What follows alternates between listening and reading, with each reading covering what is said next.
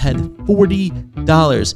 I'm literally selling workout programs and I am paying people to do my assignments for me. I remember one night I had a choice to deliver pizzas or take 2 sales calls. That night I made $700.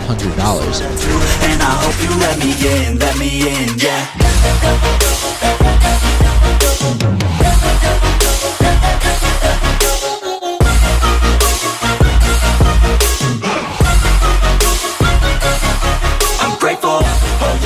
What is going on, guys, and welcome to the Disrupt the Industry podcast. I'm your host, Dre Canavati, and today we're going to do a little bit of a different video. I'm going to try to make an effort to try to talk to you guys more about the lessons that I've learned in my life so that you can apply them to your life. And today we're going to talk about a little bit of entrepreneurship, believe it or not. So I just really want to take a couple minutes and talk about how I became an online fitness coach and what I did to maintain that career, or not maintain that career, I should say to obtain that career, and to be able to make a living. I'm not going to say what I mean. Make a blessed living doing what I like to do. So let's go ahead and talk. Let's talk about it and let's discuss, right? So how did I get into coaching? So when I was about 15 years old, I wanted to get into the gym, right? Now, I'm not going to tell you my how I got into the gym story. We'll say that for another day. But how I got into the gym. I got into the gym and 15 to 17 years old, and I started watching just transformation videos on YouTube. And I guess I was really stupid because I would just look up this transformation, and I would watch the same transformations over and over and over again. But I guess in my dumb mind, I didn't register that the people who made these amazing transformation videos with millions and millions of followers actually had a YouTube channel with a bunch of other videos that I was missing out on. So I would just watch these transformations over and over and over again. And then one day I finally remember I clicked on David Lade's channel and I was like, oh my goodness, this is insane. And I was hooked. I was totally hooked. And I got into the fitness industry. Now, I started posting fitness content from a pretty young age, which was going to be age 17, I believe, was when I started posting fitness content. And guys, I always say I did this before it was cool. You know, it was a trend in COVID. When I did it, I was getting called names. I was getting made fun of. I was like, GAY this, FAGO, you know, all that. Like, I was getting ripped apart, but I just loved it so much. Like, I quit lacrosse for it. I loved it. And essentially, through fitness, I met one of my best friends and my current roommate, Anderson. Just kidding. His name is Alan. But what he did was he pretty much introduced me to the world of investing in myself and online business. And I was working as a busser at the time. And I'm not going to tell you the whole story of how I got into fitness because, like I said, that's a whole other story for another day. But I was working as a busser, and I was working like long hours. And Alan was like, yo, if you just sell this many programs at like $35, $40 for this, if you sell this many programs to this many people, you'll make what you were making as a busser, and you won't have to actually work hours and hours a day. And I was like, okay, like fair, easy. So that's what I did. I quit my job and I launched like literally like $40 programs, $39 programs, and like so many people were buying. It was crazy. So that's what I did. I started selling programs, and from there, what I did was, with the help of Alan, I started learning how to track macros, and I started coaching people, guys, when I was 17 years old. Now, it wasn't official coaching. It was just like, I'm telling you what to eat. I'm telling you what macros to eat. I'm teaching you how to track your food, all these crazy things, right? It's very casual, but I'm literally coaching these people through transformations, telling them which workouts to do, what to eat, since I'm 17 years old, right? Fast forward, 19 years old, go to college. And I don't know why I thought it was a good idea to go to college. Probably because I got accepted into a really prestigious school, in my opinion, which was like Penn State University, the main campus. Yeah, it's the main campus. Apparently that's a big deal. Everyone asks that, but it was the main campus of Penn State.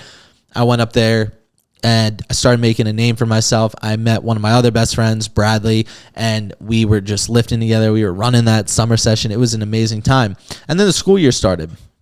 And the big thing with the school year started was, I guess I didn't recognize this, is that I needed money. Like, my parents were not just going to give me money. I was like, oh my gosh, I need money to do things, right? So people were knowing me as the gym guy. So I started loosely coaching people at school the same way I did in high school, just a little more advanced. Now we're stepping into some programs, some meal plans.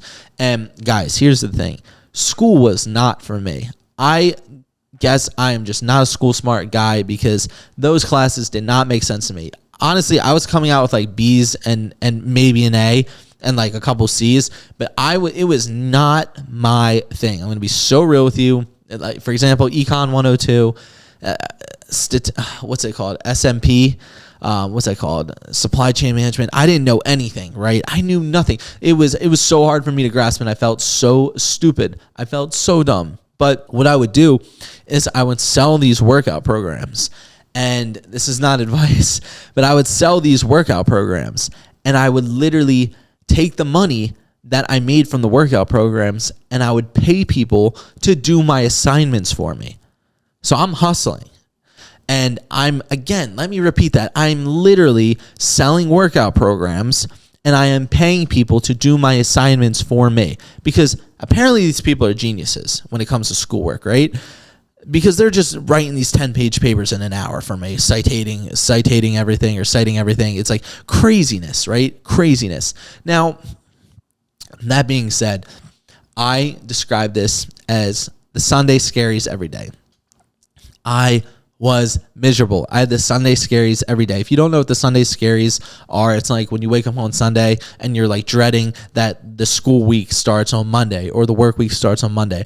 And I had the Sunday scaries every single day. And me and my roommate always laugh. We're like, the Sunday scaries every day? Well, that's called depression. And that's what it was, guys. I hated what I was doing. And the fact of the matter was this. I was just hustling. I was writing these programs and I was paying people to do my assignments from the homework, or not from the homework assignments from the programs that I was writing. And it was just a crazy, crazy cycle. And I went home and I remember I paid this one girl like $50 to like write a paper for me. And then that C word, COVID-91, if you reverse that, right? That little sicky time, that happened. And I remember that I'm not in school. I hate what I'm doing. I despise everything about what I'm doing. I literally just said, I cannot do this anymore. I'm going to open my own online fitness coaching business because this is what I'm going to do after college. So I left school. My mom freaked out because I wasn't even, my parents helped initially, but I was going to have to pay for the rest. And the big thing here was I didn't have desire to pay for the rest. It was like I didn't even know how I was going to do it. It just didn't make sense for me personally to continue. And I literally dropped out of school with, I would say, from the programs that I had made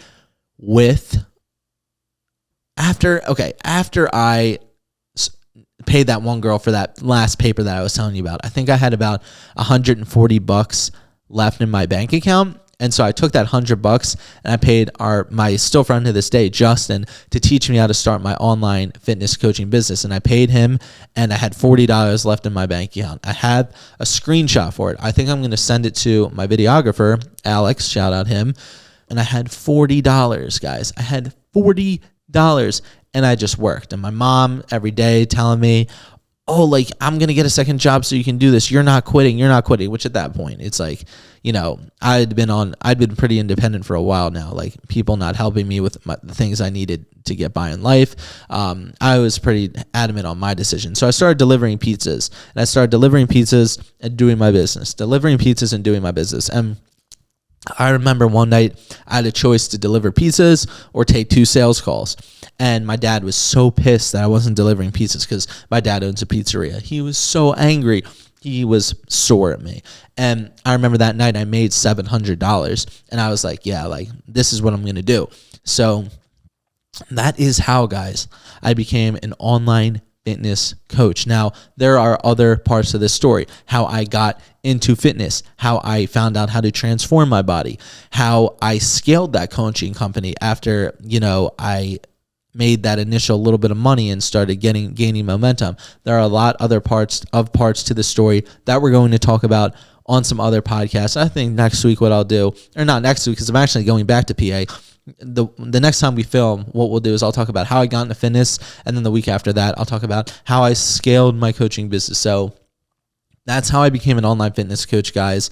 I had a passion and have a passion for helping people and changing lives, and I turned it into a career. And I just do want to say this, and I mean this. Unless you want to be a doctor or a lawyer or a dentist, you should not be in college. What is college? Education. Why do you go to college? To get a job. Who has jobs? Employees have jobs. Listen. I'm not saying there are not successful CEOs that went to college, because there are. I'm pretty sure Mark Cuban went to college. But I'll tell you right now that the point of going to college is to get a job. The people who have jobs are employees. And if you want to be an employee, that's totally okay. Over the years, I'm pretty sure you can scale that up to like $250,000 in salary. What I'll say to that is I personally want more than that in my life, and I do not want to be an employee. I will never be an employee again. I've done every job in the book, from cleaning office buildings for like minimum wage, even a little below. I don't even know, like from being a busboy and making tips to just being someone's bitch to being your own boss. I personally do not want to ever be an employee ever again, because it is the worst thing in the world. But guys, that's how I became an online fitness coach. Now, if you resonated with that story, make sure to drop a like down below. Make sure to comment if you have had any similar experiences, or even if you just have an opinion on how I went about doing my coaching. Was it right? Was it wrong? Am I an idiot for cheating on my homework assignments? I don't know. But this has led me to where I am today to have this podcast. So thank you guys so much. God bless you. And don't forget to disrupt the industry. Yeah.